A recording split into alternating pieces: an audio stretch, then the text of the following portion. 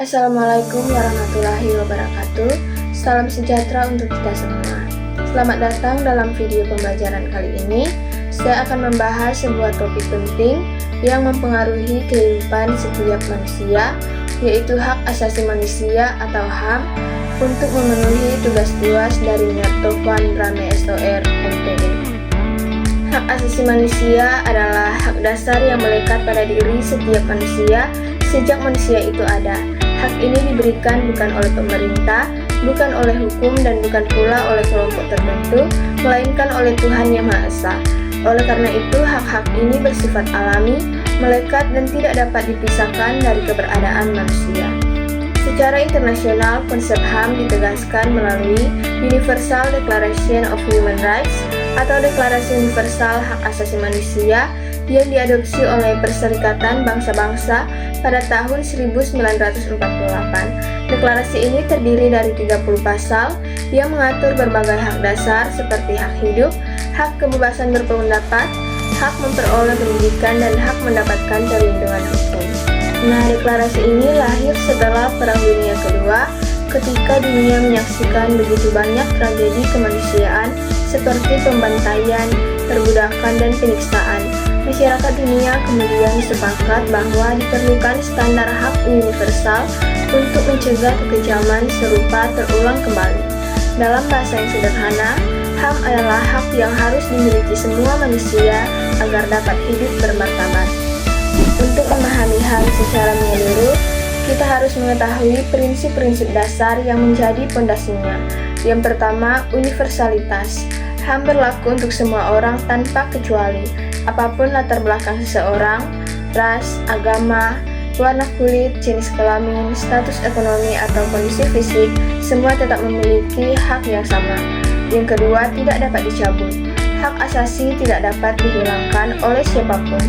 Seseorang tetap memiliki hak untuk hidup, berpendapat, dan mendapatkan perlakuan adil, bahkan dalam situasi terburuk sekalipun.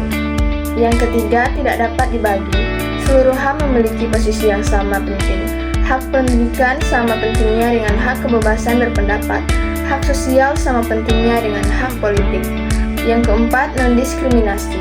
Tidak boleh ada perlakuan berbeda berdasarkan perbedaan suku, agama, ras, jenis kelamin, atau kondisi lainnya. Semua manusia setara. Yang kelima, kewajiban negara. Negara bertanggung jawab untuk melindungi, menghormati, dan memenuhi hak asasi warganya. Yang keenam, keadilan dan martabat. HAM bertujuan menjaga martabat manusia. Dengan adanya HAM, setiap orang berhak hidup tanpa rasa takut, bebas dari penindasan, dan memiliki kesempatan untuk berkembang. HAM terbagi menjadi beberapa kategori penting. Yang pertama, hak pribadi. Hak yang berkaitan dengan kebebasan individu seperti hak hidup, hak kebebasan beragama, hak menyatakan pendapat, hak bebas bergerak, hak untuk memilih pendidikan. Yang kedua, hak politik. Hak yang memungkinkan warga negara ikut serta dalam pemerintahan seperti hak memilih dan dipilih, hak menyampaikan aspirasi, dan hak berpartisipasi dalam pengambilan keputusan. Hak hukum. Hak untuk memperoleh perlindungan hukum seperti hak atas peradilan yang adil, hak untuk dibela, dan hak tidak diperlakukan secara semena-mena. Kita masuk pada contoh pelanggaran HAM. Pelanggaran HAM dapat berupa tindakan aktif maupun pasif. Tindakan aktif seperti kekerasan fisik, penahanan sewenang-wenang, atau penyiksaan.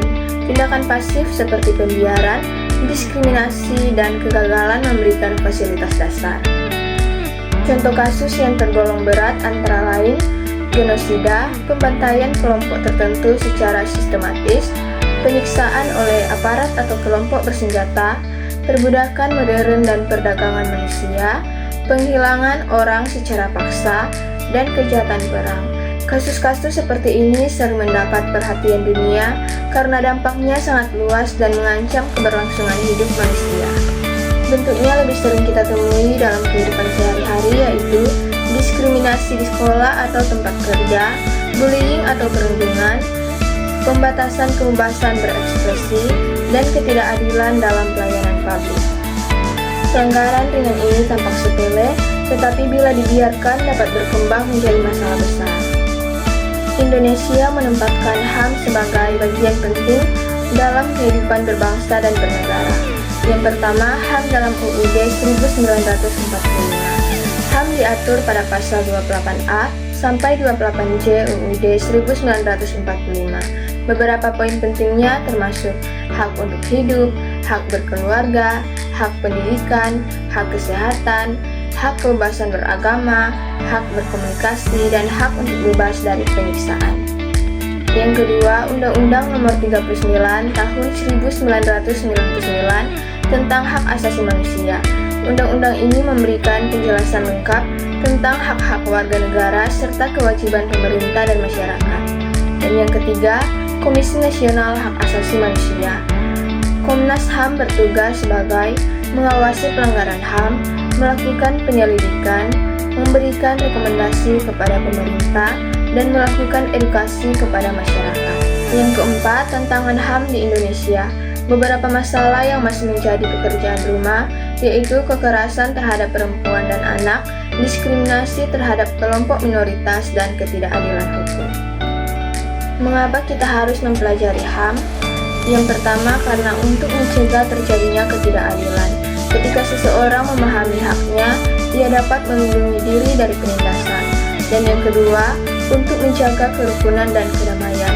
Menghormati hak orang lain berarti menciptakan lingkungan yang aman dan harmonis. Yang ketiga, untuk membangun masyarakat demokratis. Demokrasi hanya dapat berjalan jika hak berpendapat, hak memilih, dan hak diperlakukan adil dihormati. Dan yang terakhir, untuk melahirkan generasi yang berintegritas. Siswa dan generasi muda perlu memahami HAM agar kelak menjadi pemimpin yang adil, bijaksana, dan berorientasi pada kemanusiaan. Hak asasi manusia adalah landasan penting bagi kehidupan yang bermartabat. HAM menghormati keberagaman, melindungi dari penindasan, dan menjamin setiap manusia dapat berkembang. Melalui pemahaman yang baik mengenai HAM, kita bukan hanya menjadi warga negara yang cerdas, tetapi juga manusia yang berempati, menghargai sesama, serta mampu membangun masyarakat yang damai, adil, dan bebas dari diskriminasi. Terima kasih telah menyimak video pembelajaran ini. Semoga materi ini bermanfaat dan dapat menambah wawasan kita semua. Jangan lupa untuk terus menjunjung tinggi nilai-nilai kemanusiaan dalam kehidupan sehari-hari.